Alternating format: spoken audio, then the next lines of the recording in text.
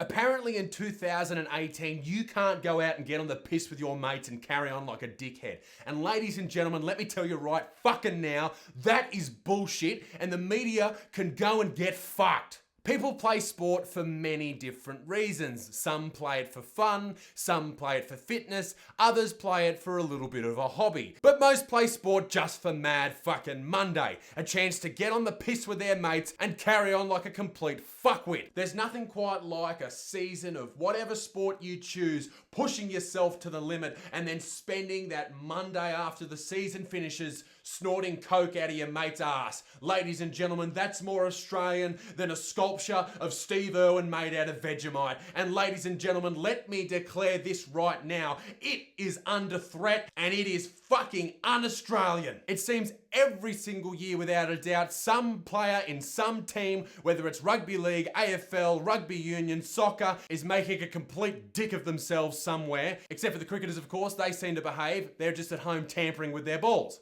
Last week, of course, the Australian media was in uproar after the Canterbury Bulldogs, a Sydney Rugby League football team, was caught at a pub on their Mad Monday celebrations, getting on the piss, getting naked, and allegedly grabbing each other on the dick. That's what apparently they were doing. And ladies and gentlemen, you might be sitting there right now thinking, what mate grabs their other mate on the dick? Well, let me tell you this. Here's some fucking fresh breaking news. A good mate will grab you on the dick. If one of your mates refuses to grab you on the dick when they're fucking blind drunk, they are not your mate. But then it went one step further with the players being fined $250,000. That is fucking rubbish. All because some fuckwit journalist, hang on, let me rephrase that. Journalist was hiding in the fucking bushes taking photos of these poor pricks when they were carrying on the piss. What the fuck are you doing with your life? Could you imagine, right? Could you imagine this? Could you imagine going to journalism school, learning how to take photos, and then hiding in the bushes taking photos of some poor prick while he's enjoying the end of season celebrations? How do you sleep at night, you slimy fuck? It does my fucking... Hang on a second. Just give me 1 second. Something doesn't feel right about this brand new amazing setup behind me. Oh, that's right. That's right, ladies and gentlemen. I fucking won. Anyway, back to my original point. These players who do this type of shit are in their 20s, right? They're smoking durries, they're taking drugs, and they're drinking. Okay? So does every other fucking 20-year-old in the country. That's what I don't understand. All these people start to pretend they're outraged by it. What do you think your kids are doing on the weekend? You reckon they're just going out to a bar, having a nice few little sips of some little beverages, and then going home to bed? No. They're fucking snorting heroin out the back of some club and then eating some dirty fucking hooker's ass out. Maybe, I don't know, maybe it was just me. Oh, but what you got to understand is these people are role models to children. If your kid's dumb enough to be influenced by a footballer, then they deserve everything that's coming to them. Little Jared hasn't repeated year 3, 4 times because he saw his favourite AFL player root a fucking prostitute on his trip away, alright? It's because he's a dumb fuck, just like you stupid fucks. We've got to remember that the media creates this outrage. They take the photos, they put the photos up, and then they say, oh, they can't be doing this. Can somebody think of the children? What about the children? Well, don't fucking publish it then, you idiots. If they published everything that happened privately in my life, Jesus Christ, there'd be fucking issues going on. And that goes the same for most people's lives. Can you honestly say, watching this video right now, that if a fucking photographer dude was sitting outside your window right now taking photos of you with you jacking off over my delicious beard, that you would be happy with that being put in the paper on the front page the next morning and going, oh fucking this bloke keeps jacking off over Isaac's beard and his real bright yellow shirt with this amazing new background. What a horrible person. What about his influence on the children? No. We all do things that are a bit fucked up and it's okay. Footballers are freaks. And we're freaks. I'm a freak. You're a freak. We're all freaks. It's okay. Get your freak on. Let your freak flag fry. Fuck, I can't even speak. We've all done fucked up things. When I was 18 years old, I was at a nightclub, like I often did when I was that age, and I was having a great old time.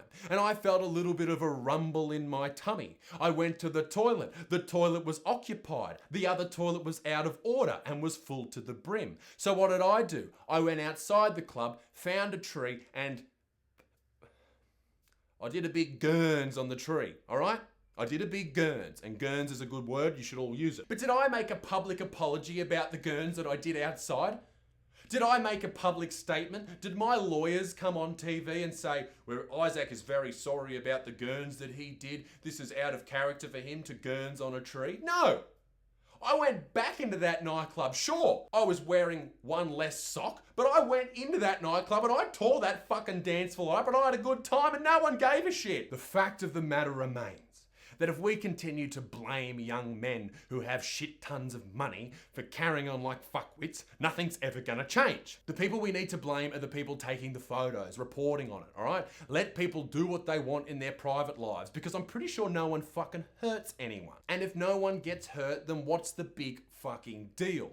The media are to blame for this, and you are to blame for this if you buy their papers and not blow up about it. The media rely on people's outrage. That's how they sell everything. That's why the news starts with 3 horrible stories before they get to something nice. So why don't we all just calm the fuck down? Let young blokes, young women get on the piss and carry on like dickheads. They're not fucking influencing young children to go and get on the piss. I'm pretty sure after the old mate was groping old mate and drinking beers through his nose the other day on Mad Monday, no kids went to school the next day and started racking up whiz fizz on the fucking teacher's desk. No, that doesn't happen. That's not a thing, all right?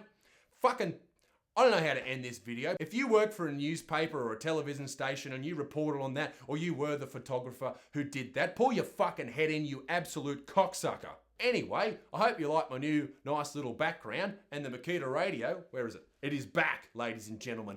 They succumb to the pressure. Thank you for watching the video. I hope you enjoyed it. If you did, let me know below what you think about this whole Mad Monday bullshit. And if you want to come and see me live, you can. This week I'm going to Dubbo. I'm going to Tamworth as well, Friday and Saturday night. And in a month's time, I'm going to Cairns and Mackay and then Brisbane and back to Melbourne for my final show of the year, ladies and gentlemen. I'll be back in Adelaide too before the year is out. And can I just say, be a good motherfucker. Peace in the Middle East. Hashtag me dick stinks. Welcome to the new Buttsman studio. I hope you like it. If you want to put some of your shit in the background here, send it to my PO box. The links are below. And I don't know, just have a fucking good week. Carry on like a dickhead if you want to, as long as you don't hurt anyone who gives a fuck.